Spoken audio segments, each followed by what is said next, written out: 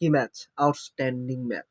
টি-20 বিশ্বকাপের এই ম্যাচটা যদি শ্রীলঙ্কা জিততো, শ্রীলঙ্কার জন্য একটা অন্যরকম ব্যাপার হতো। কারণ শ্রীলঙ্কার লাস্ট ম্যাচ এবং তাদের মাটিতে জিততেই যাচ্ছিল প্রায়। দাসুন সানাকা ২৮ রান দরকার। পাকিস্তানের সেরা বোলার শাহিন আফ্রিদি।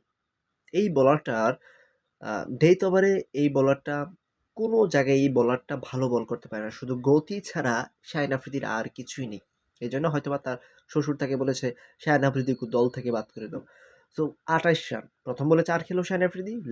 তার পরের ৩ বলে ৩-৬ অর্থাৎ লাস্ট ২ বলে মাত্র ৬ রান দরকার ছিল। এরপর তাসম সানাকা পেছন দিয়ে মারতে গেল।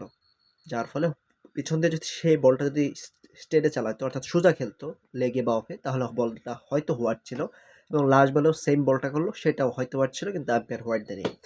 আজকে পাকিস্তানের সমীকরণ ছিল যদি আগে ব্যাট করে তাহলে ৬৪ রানে হারাতে হবে আর যদি পরে ব্যাট করে তাহলে ১৩.১ ওভারে জিততে হবে পাকিস্তানের, তবেই তারা সেমিফাইনাল যেতে পারবে।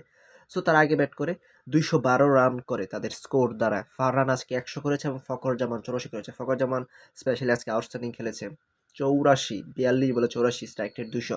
সো আজকে বাবর আজমকে নেওয়া হয় নাই এবং ২১২ রানের টার্গেট টি-20-তে মামুলি টার্গেট না, খুব ভালো টার্গেট। একটা সময় মনে হচ্ছিল যে পাকিস্তান ৬৪ রানে জিতে যাবে। ৩৯ বলে যখন তাদের দরকার ছিল ১০৪ রান ৫ উইকেট তখন দাসুন সানাকা নামলেন এবং যেই খেলাটা খেললেন ৩০ বলে ৭৬ আউটস্ট্যান্ডিং। শ্রীলঙ্কান দর্শকরা অনেকদিন মনে রাখবে ইনিংস। যদি লাস্ট বলে তিনি ছক্কা মেরে দিতে পারতেন অমাইক একটা ম্যাচ হতো। ২৮ রান চেস করে জিতা। সো শ্রীলঙ্কা বাদ, পাকিস্তানও বাদ। সেখান থেকে উঠলো নিউজিল্যান্ড, ইংল্যান্ড। কালকে দেখা যাবে কোন দল উঠে।